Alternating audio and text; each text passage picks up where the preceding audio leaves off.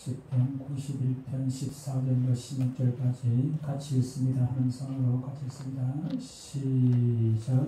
하나님이 이르시되 그가 나를 사랑한즉 내가 그를 건지리라. 그가 내 이름을 안즉 내가 그를 높이리라. 그가 내게 간구하리니 내가 그에게 응답하리라. 그들이 혼란당할 때에 내가 그와 함께하여 그를 건지고 영화롭게 하리라. 내가 그를 장수하게 하므로 그를 만족하게 하며 나의 구원을 그에게 보이리라 하시도다. 아멘. 오늘 말씀의 제목은 하나님을 만나야 합니다. 하나님을 인격적으로 진심으로 그냥 껍데기만 만나는 게 아니고 겉모습만 보는 게 아니고 우리 하나님은 교회의 본체험을 받는 그런 신앙생활이 아니고 인격적으로 만나야 한다는 것입니다. 얼마 전에 앵무새를 한 쌍을 키우게 되었습니다. 원에서 키운 것은 아니고 저도 그런 게 되었습니다. 부산에 사는 그 목사님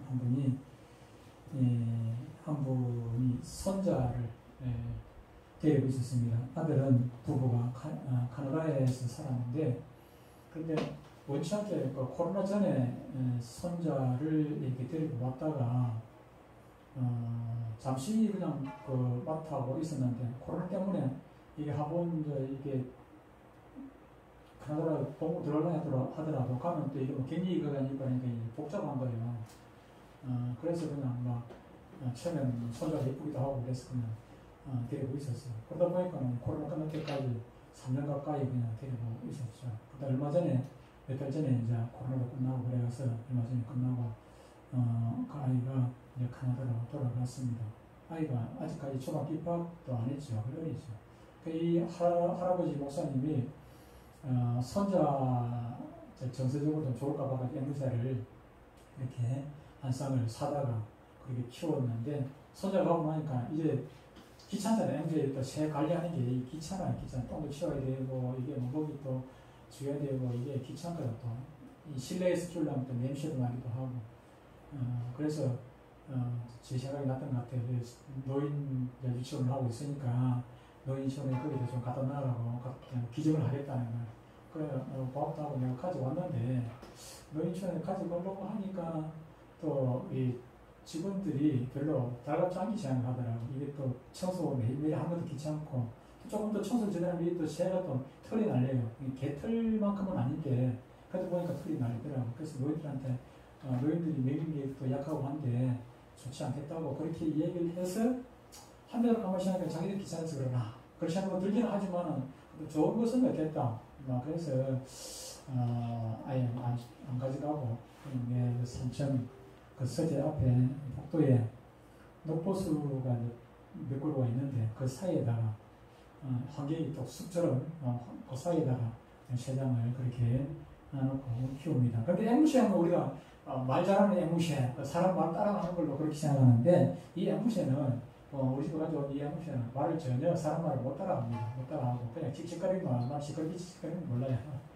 그런데 앵무새라고 다 말을 하는 것은 아니고 알아보니까 앵무새 중에서도 그 종이 여러 가지더라고요. 지금 우리 집에 있는 앵무새는 뭐 참새만큼 참새처럼 조그마하거든. 조그만한데 참새보다 어떻게 보면 더 적은지도 몰라요. 그런데 부산에 삼정 그 동물원 있잖아요, 그죠? 동물원 거기에 있는 그 앵무새 같은 경우를 보니까 말을 하는데 뭐 비둘기처럼 크더라고, 제가 크고 그래요. 이 앵무새도 말하는 앵무새가 있고 말하지 못하는 그런 종류도 있고 여러 가지인 것 같아요. 옛날에 그 어떤 그 신혼부부 집에 앵무새가 한 쌍 있었습니다. 결혼할 때 누가 이제 결혼 선물로 앵무새를 한 쌍을 그렇게 선물로 주었어요.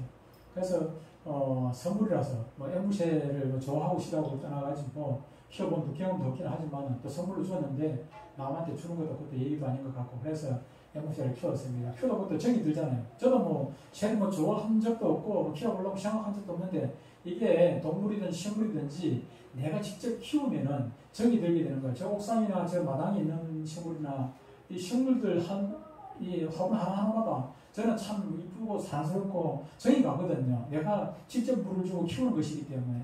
마찬가지로 그 신혼부부도 애무샤가 처음에는 뭐 무심결을 키웠는데 정이 가고 그렇게 사랑을 또 주고 그렇게 했는데, 근데 어느 날 깜짝 놀라게 되었어요. 어떤 상황이었냐면은 이 애무샤가 잘 따라하다 보고 흉내를 잘 내다 보니까 신혼부부가 이제 아파트 문을 열고 나갈 때라든지 들어올 때라든지 이럴 때 늘 이게 애무시계들 지나는데 흉내를 내는 거죠. 신혼부부가 하는 말이라든지 행동들이라든지, 신혼부부가 아직까지 가족이 없다 보니까 둘만의 어떤 대화라든지 이런 것들을 애무시가 그냥 반복하다 보니까 한 번만 가지고는 안 그러는데 주로 반복을 하고, 이런 것들은 예를 들어 출근할 때, 퇴근할 때 인사하는 거, 부부간에 뽀뽀를 하는 거, 이런 것까지 흉내를 다 내는 거예요. 그래서 자기들도 깜짝 놀랐죠. 그래서 다른 사람 들으면 조금 또 부끄럽기도 하고 창피스럽기도 하고, 부부만의 어떤 대화 같은 것들인데, 그래서 그런 생각을 하고 깜짝 놀라고 있었는데, 그래도 매스럽게 시작했는데, 이제 봄이 되어가지고 대신방을 하게 되었습니다. 대신방. 요즘도 대신방 합니다. 코로나 때문에 그동안 안 해서 그렇지. 그래도 작은 교회, 우리 교회 보면은 대신방이라 할 것도 없지만은, 그래도 규모가 있는 교회들은 대신방을 합니다. 하고, 전에같이 다는 못하더라도, 또 원하지 않는 가정들은 억지로는 할 수 없지요. 옛날에는 다 원하지 않는 가정들이 있었습니까? 구역별로 다 돌면서 그 대신방을 냈거든요. 이 신혼부부도 이제 자기들 순서가, 대신방 그 순서가 다가오니까 걱정이 되는 거예요. 목사님 오시고 또 손님들이 그 신방 대원들이 오는데, 신방 대원 왔을 때 또 애무새가 또 눈치도 없이 이상한 소리 할 것 같아가지고 걱정이 되었는데, 정말 아니나 다를까 목사님이 오시고 신방 대원들 왔는데 부부만의 은밀한 대화까지 막 다 얘기를 다 하는 거예요. 거기다가 여보 사랑해 이 정도는 그건 아닌데 뽀뽀 이런 얘기까지 다 하니까 얼마나 민망하겠어요. 오늘 하고 싶은 얘기는 하나님을 만나야 한다는 제목인데, 오늘 하고 싶은 얘기는 우리가 이 애무샤가 아무런 의미도 모르고 그런 얘기를 하잖아요. 그죠? 그런 행동을 하고, 사랑이 무엇인지, 뽀뽀가 무엇인지, 여보가 무엇인지 애무샤가 알고 그렇게 따라 하겠습니까? 모른단 말이에요. 모르면도 그렇게 비상적으로 그렇게 따라 하지요. 마찬가지로 우리가 신앙생활을 10년, 20년, 30년 이렇게 신앙생활을 오래 하다 보니까 습관이 들어가지고 아무 생각 없이 그냥 찬송하고 기도하고 예배드리고 그런 경우가, 심지어 성경을 읽어도 그냥 눈만 읽고 그냥 아무 기억도 없이 그냥 넘어가는 경우가, 설교를 들어도 그냥 그 시간만 깨우는 오늘 설교 읽기는 그런 경우가 있다 하는 것입니다. 오늘 이와 같은 그 맥락에서 우리가 구태의한 신앙생활에서 젖어 하나님의 실제적인 역사와 동행 그리고 지키심을 우리는 생각하지 않냐고 그냥 신앙생활을 하는 건지 마는 건지, 술에 술 탄 듯 물에 물 탄 듯 그냥 의미 없이 그렇게 살아가는 신앙생활을 하는 그런 우리의 모습을 한번 좀 점검을 해보는 시간이 되었으면 좋겠다는 그런 생각을 해보게 됩니다. 오늘 우리가 읽은 시편 91편 읽었는데, 시편은 총 5권으로 되어 있습니다. 우리가 성경 읽을 때 아무 생각 없이 읽지만은 시편은 5권으로 나누어져 있습니다. 1편이 1권이 5권으로 나누는데, 1권이 1편부터 41편까지, 1권이 41편, 2권이 31편, 3권, 4권이 17편씩 그렇게 되어 있고, 4권이 좀 길 때 45편인가 그렇게 되어 있습니다. 되어 있는데, 이렇게 해서 총 150편으로 되어 있습니다. 시편이 150편이라는 것은 150권의 책을 모아가지고 작든 크든 작품들을 모아서 한 권에 또 큰 책이 되었다. 큰 책이라는 것은 조금 전에 5권이라는 또 책이 또 따로 되어 있단 말이에요. 그런데 그 중에 또 많은 제작들이 있었죠. 그죠? 150편이라는 그 작품이 있듯이 이름도 없는 무명의 작가도 있기도 하고, 우리가 잘 아는 대로 시편 중에서는 그 다윗이 최고 기록을 많이 했죠.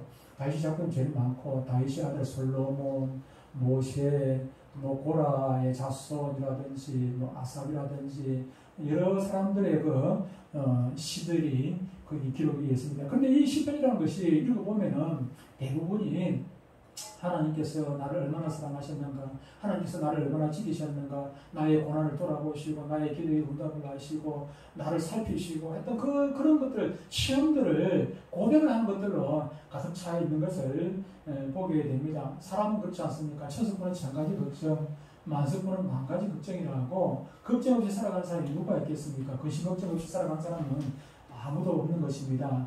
다윗도 그가 왕이었지만 왕이 되기 전뿐만 아니라 왕이 되고 나서도 여러 가지 고난과 고통 가운데서 실험을 하게 되지요. 그런 가운데서도 그가 이렇게 고백할 수 있던 것은, 그가 왕이라도 많은 권력을 가졌을지라도 그가 할 수 없는 것들이 그의 한계가 너무나 뚜렷하기 때문에 하나님께서 그를 지켜주시지 않으면, 하나님께서 문제를 해결해 주시지 않으면 왕이라도 해결할 수 없는 일들이 너무너무 많다는 것입니다. 그래서 하나님께 기도하고 그랬더니 하나님께서 응답해 주셔가지고 자기를 그렇게 피난처로 인도해 주시고 부해 주시고 붙들어 주시고 그래 주셨다는 것입니다.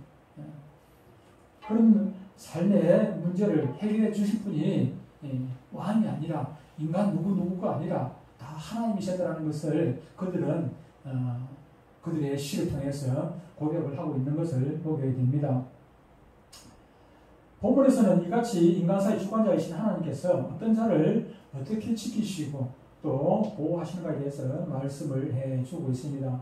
첫 번째로 내가 그를 건지시리라 그렇게 말씀합니다. 오늘 본문 14절에서 이렇게 말씀합니다. 하나님이 이르시되 그가 나를 사랑한즉 내가 그를 건지리라 그렇게 말씀합니다. 한번 따라해 보겠습니다. 그가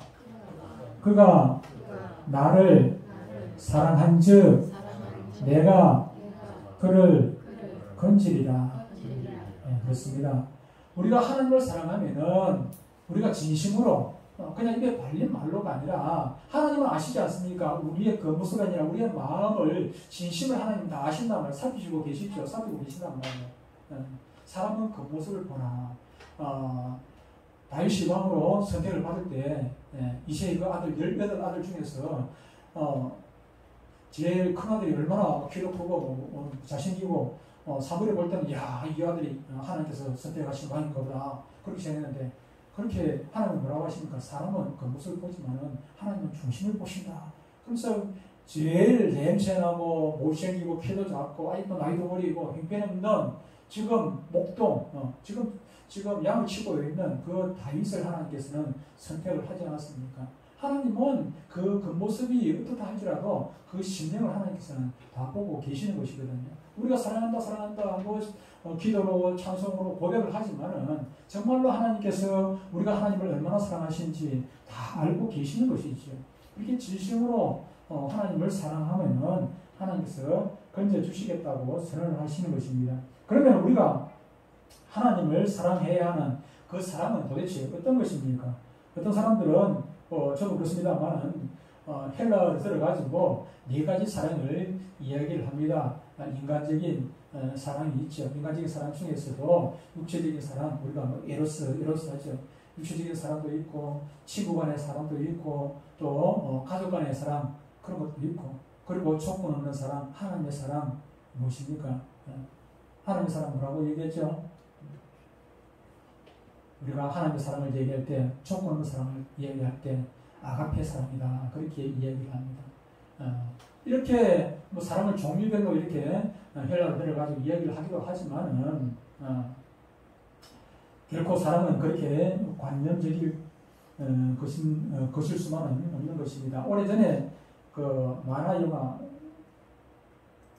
우리 집사님이나 목사님 하실 수 있겠는데, 오래전에 그 외인부단이라는 그 영화, 그 만화가 있었습니다. 그 만화 그 야구하는 외인부단.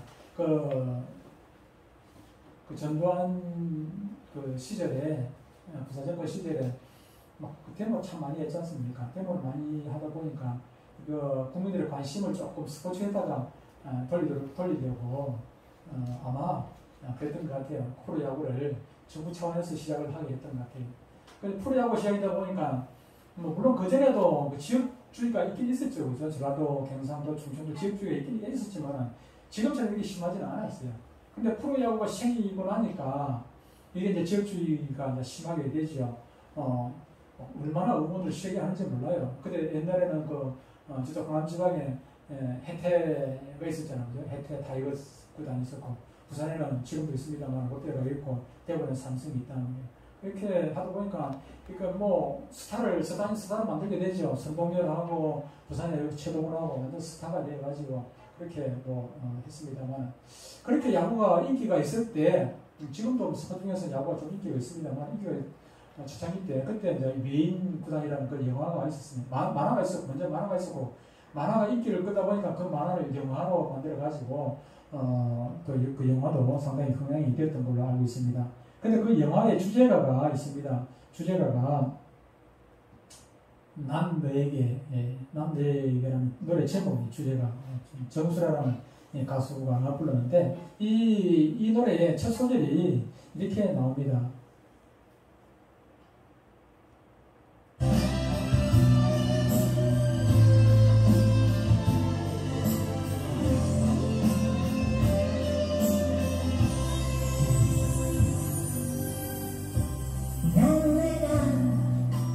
기뻐하는 일이라면 뭐든지 할 수 있어.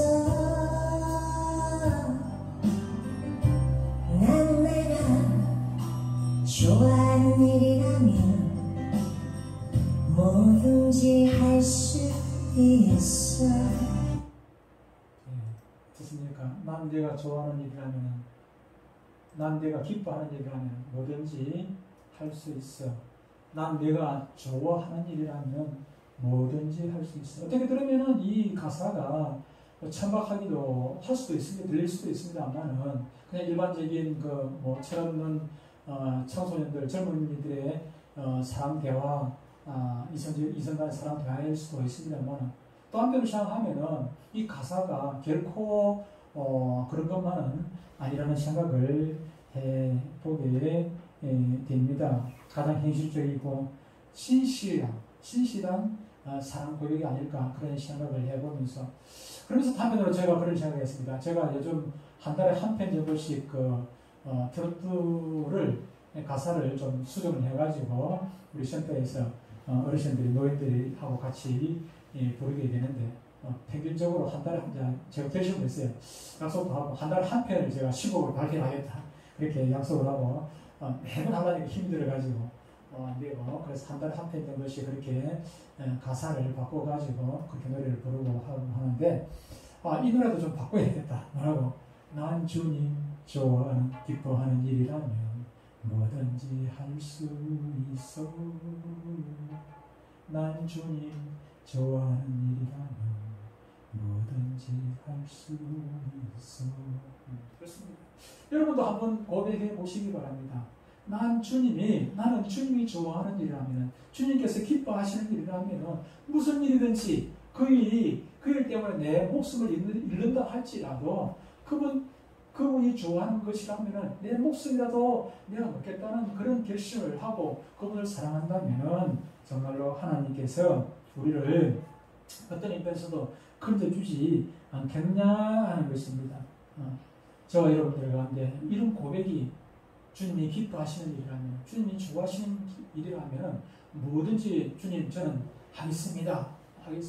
그런 고백들이 여러분들 가운데 있음으로 말미암아 하나님께서 여러분들 측인해 계시고 어떤 인편에서도 이렇게 건져주고 싶은 그런 마음이 생겼으면 참 좋겠다 하는 그런 생각을 해보게 됩니다. 한번 따라해 봅시다. 이왕이면 따라해 봅시다. 난 주님이 때려봅시다. 따라서 난 주님이 기뻐하는 일이라면 뭐든지 할 수 있습니다.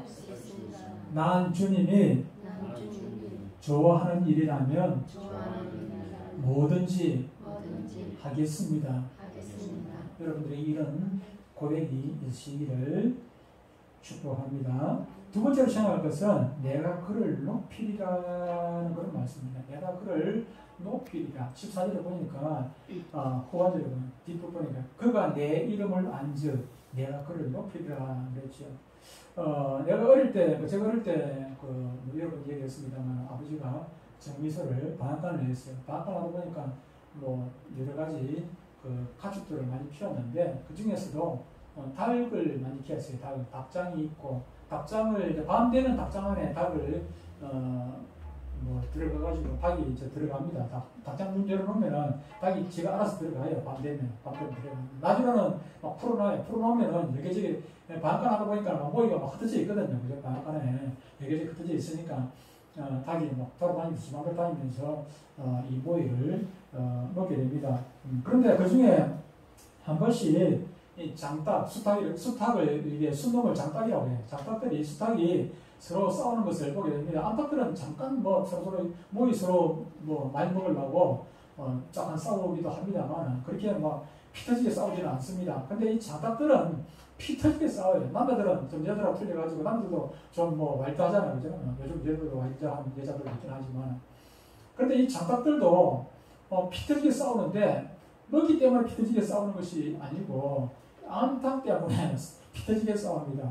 항상 이 동물들은 그 중에 대장들이 꼭 항상 한 명씩 있단 말이에요. 한 명씩. 그래서 이 대장이 모든 암탉들을 수탉 중에 대장이 모든 암탉들을 자기 것으로 만들어 버려요.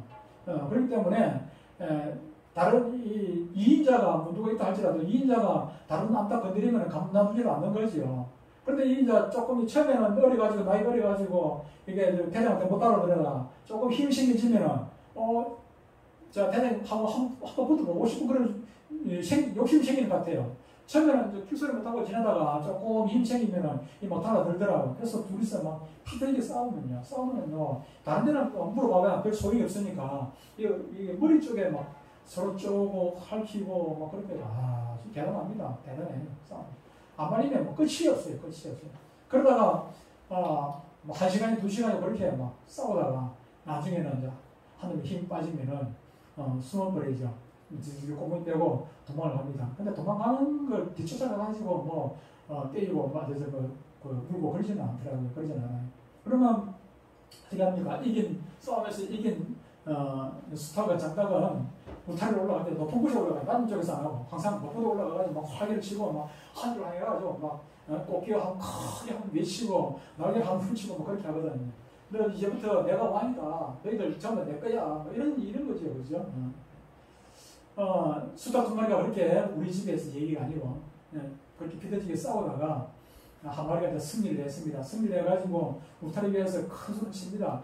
이제 너희들 전부 다 내 하나만 때려라. 큰 소리 치고 막 하기를 치고 있었는데 그런데 항상 보면은 그 시골에 보면은 닭이 안전한 것은 아니지요. 항상 보면은 이게 매라든지 쪽제비라든지 닭을 해치는 그런 동물들이 있게 마련입니다. 그런데 숨어질 때는 잘 안 보이는데 울타리에 올라가가지고 활개치고 이러면 저 거기서 보면 눈에 푸드 띄잖아요. 그죠? 그러면은 매가 독수리보다도 매가 주로 닭을 잘 쳐요. 우리 집에 전에 있을 때 닭이 한 번은 내가 집에 있었는데 마당에 있었던 것 같아요. 있었는데 강 건너편에서 우리가 그 강가에 집이 있다 보니까 강 건너편에 언덕 위에서 언덕 위에 마을인데 마을에서 막 고함을 지르는 소리를 지르는 고함을 지르니까 내가 보니까 손가락질을 저기 대고 그러는 거예요. 그래서 그 손가락질 한 데부터 쳐다보니까 매가 막 우리 집 닭을 막 물고 막 가는 거예요. 근데 닭이 우리 집 닭들이 막 크거든. 전부 다 모이를 잘 먹어가지고 살이 팍팍 쪄가지고 먹었단 말이에요. 그럼 매는 그렇게 닭보다 조금 크거든요. 거의 크질 않아요. 그러다 보니까 이게 무거운 걸 제대로 못 들고 간단 말이에요. 욕심이 나서 무거운 걸 잡긴 잡았는데 근데 무게가 있어가지고 공중으로 뜨지를 못하는 거예요. 질질 끌고 가는 거예요. 끌고 딱 닭을 거꾸로 물었더라고요. 이 항문 쪽을 딱 물고 벌써 물었어. 항문 쪽을 물고 닭을 거꾸로 딱 물려가지고 이래가지고 힘을 못 쓰더라고. 그래가지고 질질 끌려가는데 내가 막 쫓아갔죠. 쫓아가면서 고함을 지르니까 그냥 놓고 도망을 가더라고요. 그런데 이렇게 매가 가까이 있거든요. 걔가 매가 이 산에서 있다가 한 대 있다가 벌떡 내려가가지고 이랬다고 막 이 춤추는 그 닭을 물고 가버리는 것입니다. 독일의 그 전설적인 그 축구 선수가 축구 감독도 했지요. 축구 좋아하는 우리 아들은 알 건데 이분이 프란츠 바켄바우라는 분인데 독일의 유명한 축구 선수고 차범근하고도 절친이라고 할 정도입니다. 차범근이 그때 프랑크푸르트에서 열심히 활동할 때 이분도 같이 활동을 했던 그런 분이십니다. 그리고 독일 대표팀 감독도 하고 그랬던 분인데 이분이 한 말 중에 유명한 말이 있습니다. 강한 자가 이기는 게 아니라 이기는 자가 강하다. 항상 그 공은 두고기 때문에 항상 실력이 좋다고 해가지고 항상 이기는 것은 아닌 것이죠. 그죠? 항상 이기는 것은 아니죠. 우리나라가 독일을 이길 거라고 누가 생각했습니까? 지난번 그 월드컵 때 우리나라가 독일을 이겼어요. 그러면 독일이 우리나라한테 지는 바람에 월드컵에서 준결승에 16강에 올라가지도 못했어요. 우리나라한테 지는 바람에. 우리나라도 떨어지고, 우리나라가 떨어졌는데, 우리나라는 꼴찌했어. 독일한테 이기도 꼴찌라. 또 꼴찌하긴 했는데, 독일이 우리나라한테 지는 바람에 독일이 16강에 올라가지를 못해서, 독일은 세계에서 내놓으라는 축구 강국인데, 우리나라한테 지기라고 누가 생각했겠냐.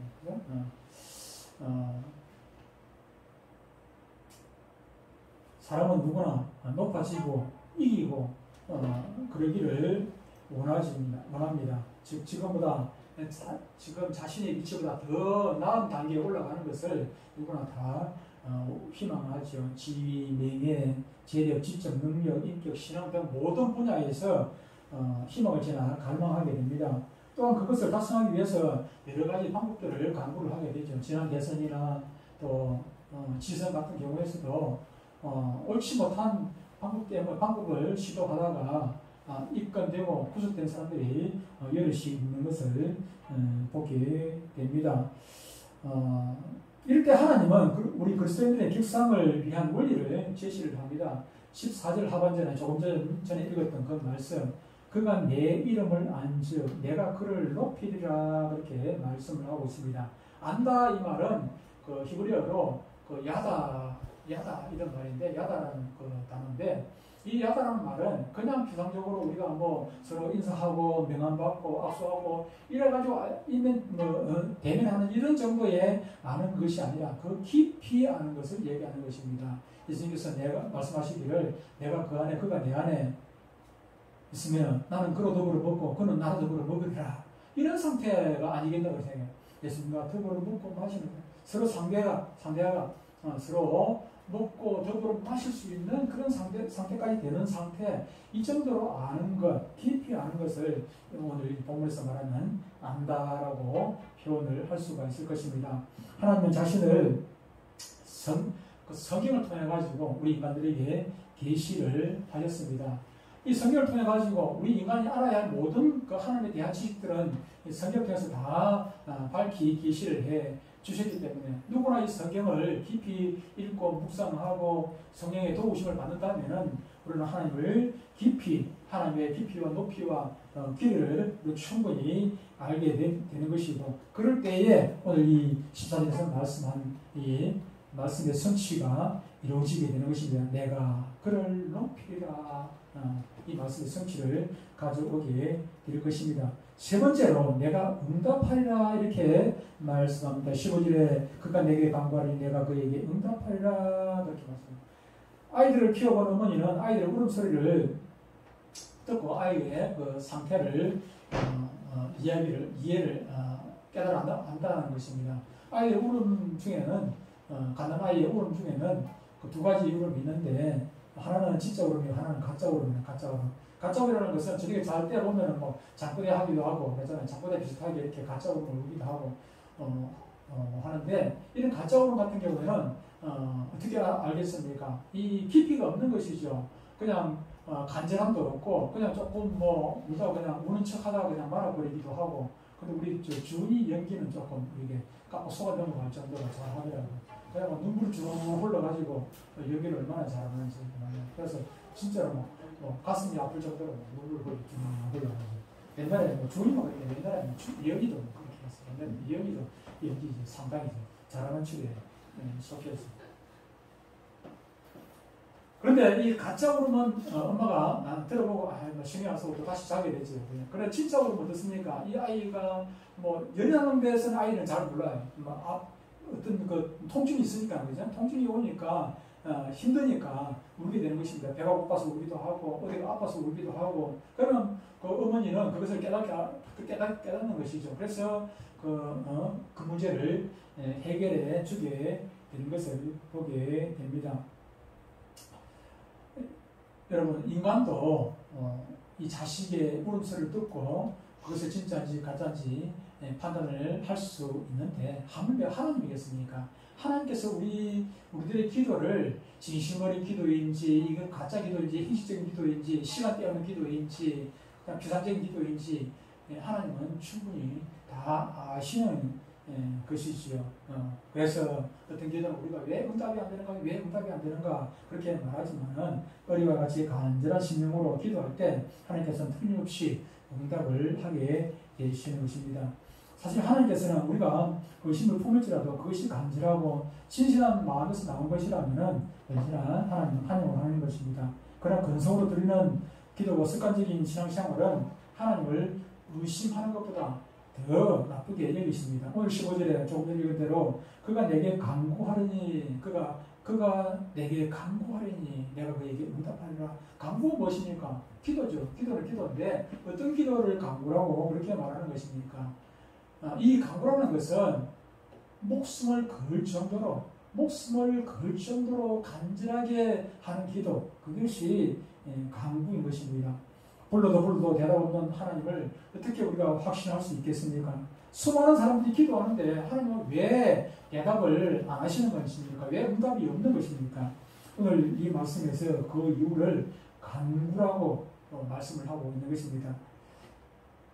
한 번은 예수님이 베드로, 야고보, 요한을 데리고 베나산에 올라갔습니다. 베나산에 올라가서 이제 예수님이 변화된 모습을 베드로, 야고보, 요한이 봤지요. 이때 그 산 밑에는 9명의 제자들이 남아 있었습니다. 9명의 제자들이 남아 있는데 9명 제자들이 있는데 그에 한 아버지가 찾아왔습니다. 아들을 데리고 왔는데 그 아들은 귀신이 들려가지고 불에 들어가고 자신을 앓히고 이거 부모로서 얼마나 자신이 그렇게 정신줄을 놓고 있으니까 얼마나 힘들겠습니까? 그래서 그 아들을 데리고 왔어요. 원래는 예수님께 데리고 오려고 했는데 예수님이 없으니까 이제 제자들한테 부탁을 한 것이요. 부탁을 했는데 제가 9명 제자가 막 땀을 뻘뻘 흘려가면서 그 병을 고치려고 귀신을 쫓아내려고 애를 썼는데 나가라 한다고 귀신이 나갑니까? 나가야지요. 그렇게 뻘뻘 힘을 막 쏟고 있는데 실패를 했죠. 실패하고 있는데 예수님께서 산에서 내려오셨습니다. 내려오셔가지고 예수님께서 한 방에 그냥 고쳐주셨죠. 귀신을 쫓아주셨습니다. 그러니까 제자들이 묻습니다. 우리를 어째서 이렇게 귀신을 쫓아내지 못했습니까? 그렇게 물으니까 주님께서 대답을 하십니다. 기도 외에는 이런 종류가 나갈 수 없느니라. 그렇게 말씀을 하지 않았습니까? 그냥 여기서 기도라는 것은 그냥 비상적인 형식적인 기도 그것을 말씀하고 있는 것이 결코 아닌 것입니다. 인간적이고 세속적인 방법과 능력으로는 사람들이 한계에 부딪힐 때 우리는 곧잘 좌절하게 되고 실망을 크게 하게 되는 것을 보게 됩니다.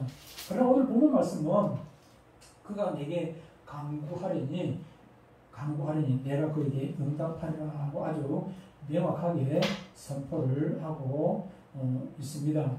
이제는 여러분들의 간구하는 기도 가운데 간구하는 기도, 목숨을 걸 정도로 그렇게 간절히 기도하면은 하나님께서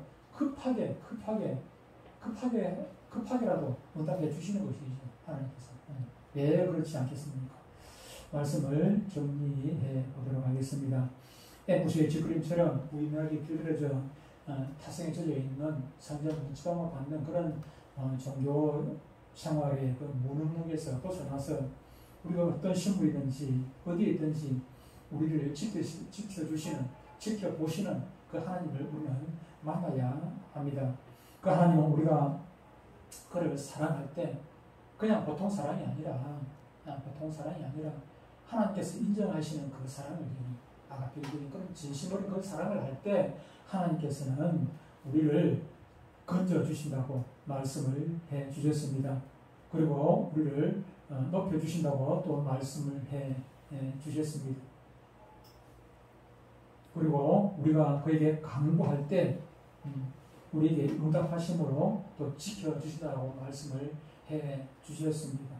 우리가 하나님을 사랑하고 하나님을 깊이 알고 어떤 형편에서도 좌절하지 아니하고 하나님께 간절히 기도함으로 늘 하나님과 교제하고 하나님이 기뻐하시는 사람이 되고 하나님께 영광 돌리는 사람이 되고 하나님께서 예비하신 많은 복들을 받아 누리는 성도들 다 되시기를 주의 이름으로 축복합니다.